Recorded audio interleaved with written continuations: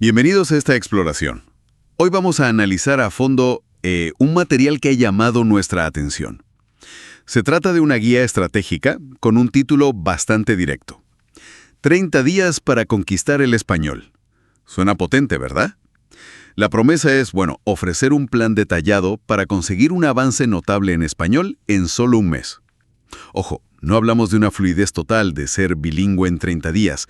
Eso sería poco realista. El objetivo que marca la guía es alcanzar una competencia conversacional básica, lo que se conoce como nivel A2 según el marco común europeo. Y lo que queremos hacer hoy es desgranar este enfoque, ver cómo se estructura en sus 4 fases. Preparación, desarrollo de habilidades clave, luego inmersión y aplicación, y finalmente consolidación. Vamos a ver qué hay de útil aquí, qué claves podemos extraer de esta propuesta tan, intensiva. Empecemos por el principio, claro. La fase 1. Preparación. Ocupa los días 1 a 3. Lo primero que propone es fijar metas. Y no unas metas cualquiera, sino metas realistas, usando el método SMART, ya sabes, específicas, medibles, alcanzables, relevantes y con un plazo definido. Ponen ejemplos concretos, como aprender las 500 palabras más frecuentes, o ser capaz de dominar las conjugaciones básicas del presente regular, o incluso mantener una conversación muy sencilla de unos 5 minutos. Parece que le dan mucha importancia a tener claro el destino desde el principio. Totalmente. Es que sin eso es fácil perderse o frustrarse. Esta fase inicial es crucial para sentar las bases. Y no solo las bases del idioma, sino también las bases psicológicas y de organización. Construir esa base sólida implica, por un lado, reunir los recursos necesarios. La guía menciona varias herramientas. Habla de aplicaciones como Duolingo, Babbel, que son conocidas, pero también Anki, específicamente para la repetición espaciada. Eso es interesante, lo de Anki. Sí, porque se basa en cómo funciona nuestra memoria, la curva del olvido. Te muestra la información justo cuando estás a punto de olvidarla. Es muy eficiente para el vocabulario. También menciona gramáticas de consulta, recursos de audio como Pimsleur o podcast tipo Coffee Break Spanish y diccionarios, claro. Word Reference es un clásico. Y la guía sugiere un ritmo de estudio importante, ¿eh? Habla de unas 2 o 3 horas diarias. Es bastante intensivo. Sí, pero recalca que deben ser distribuidas. No 3 horas seguidas delante de un libro, sino bloques de estudio más cortos y variados a lo largo del día.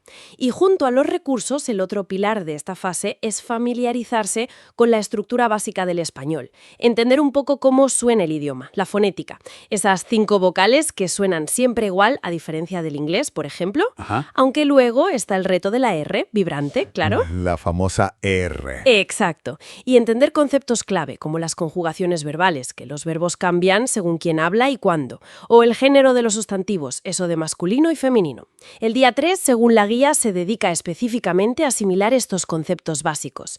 Sin entender esto, intentar construir frases después es mucho más complicado. Vale, tiene sentido. Preparar el terreno antes de empezar a construir. Pasamos entonces a la fase 2, que abarca desde el día 4 hasta el 15. La llaman desarrollo de habilidades clave. Aquí parece que entramos ya en el meollo del aprendizaje, ¿no? Vocabulario y gramática a tope. Así es. Aquí es donde, digamos, se concentra gran parte del esfuerzo de adquisición de nuevo material.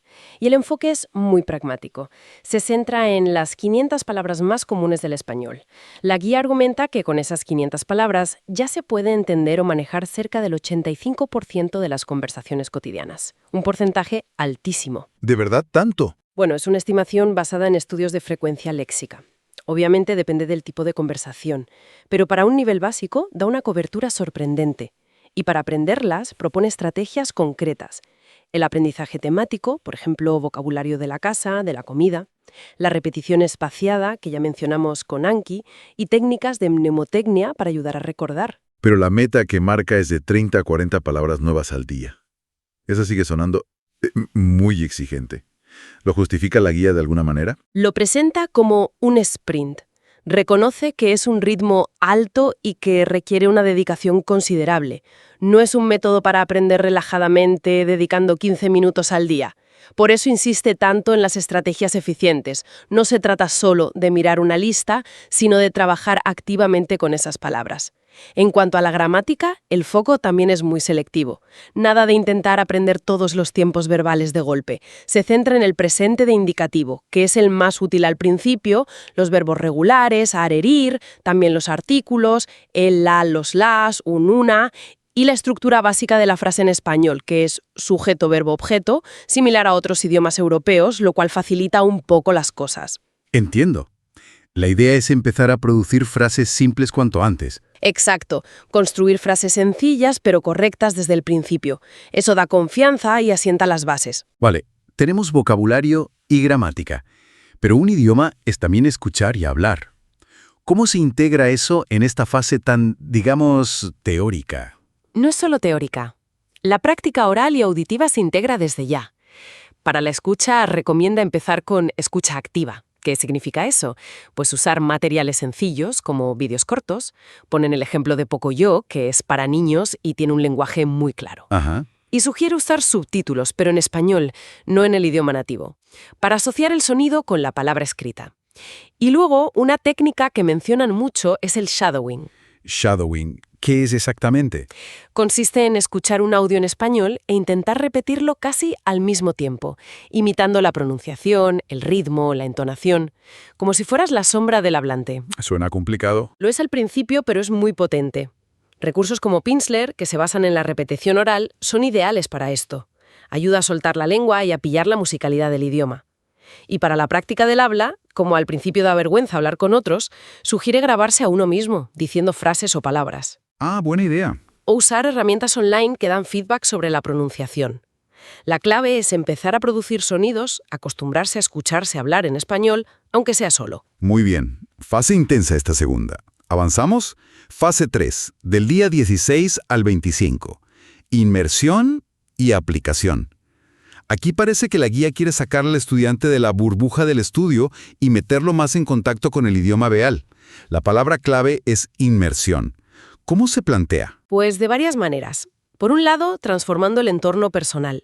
Cosas sencillas pero efectivas. Cambiar el idioma del móvil, del ordenador, de las redes sociales al español. Empezar a seguir cuentas en español. Claro, rodearse del idioma. Eso es. Ver series o películas en español. La guía menciona La Casa de Papel, que tuvo mucho éxito internacional.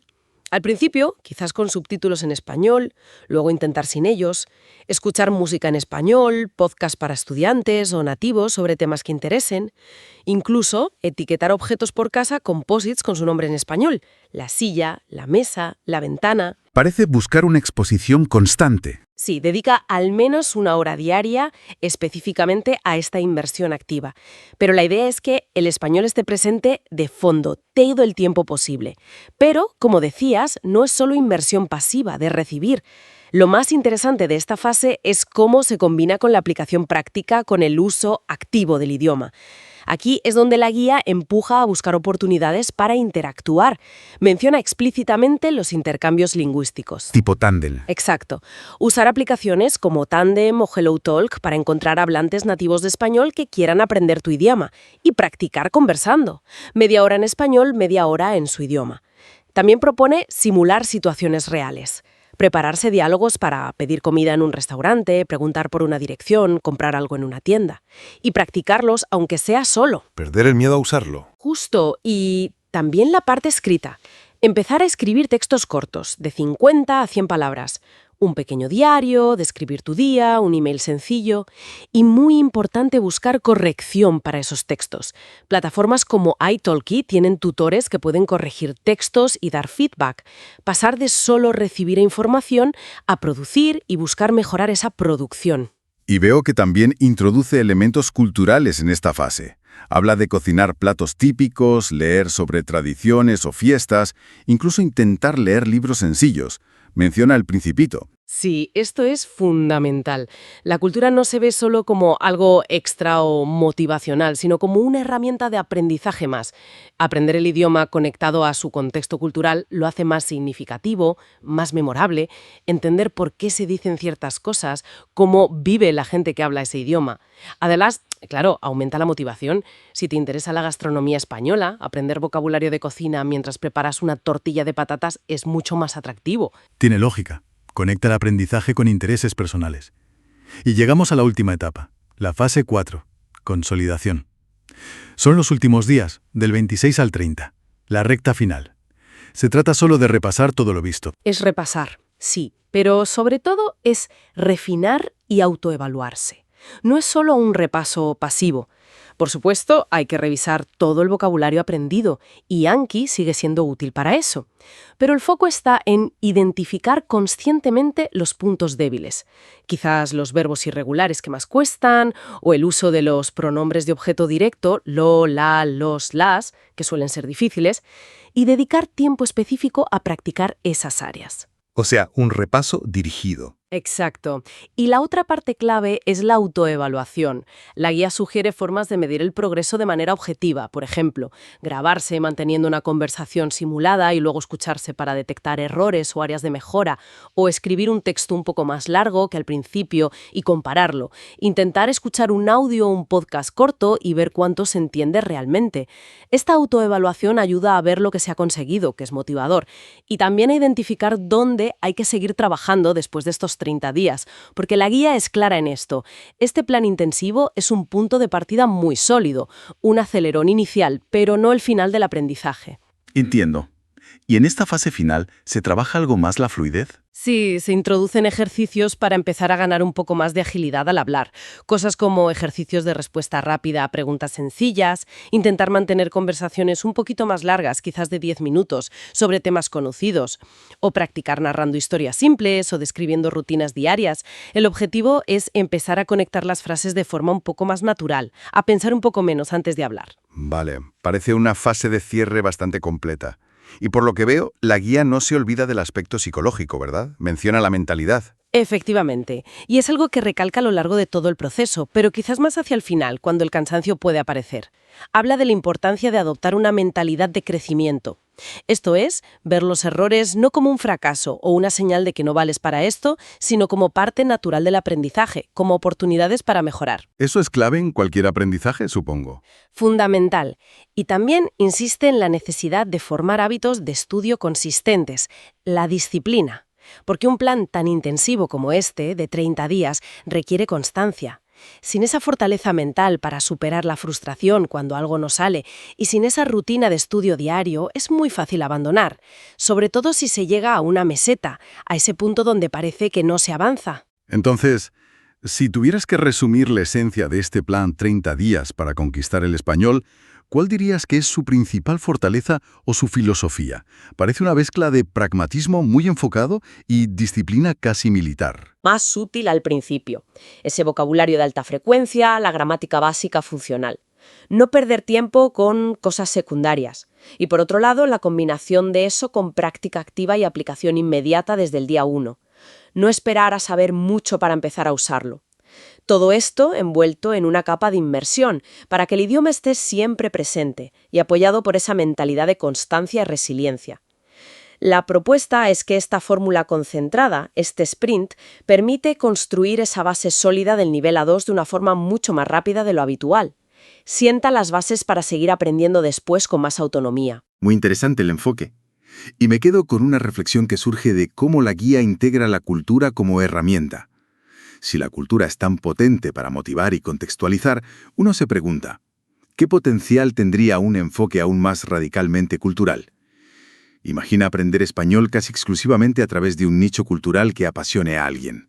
No sé, metiéndose de lleno solo en el cine de Almodóvar o en las letras de música flamenca, o intentando dominar la jerga y las recetas de la gastronomía de una región concreta.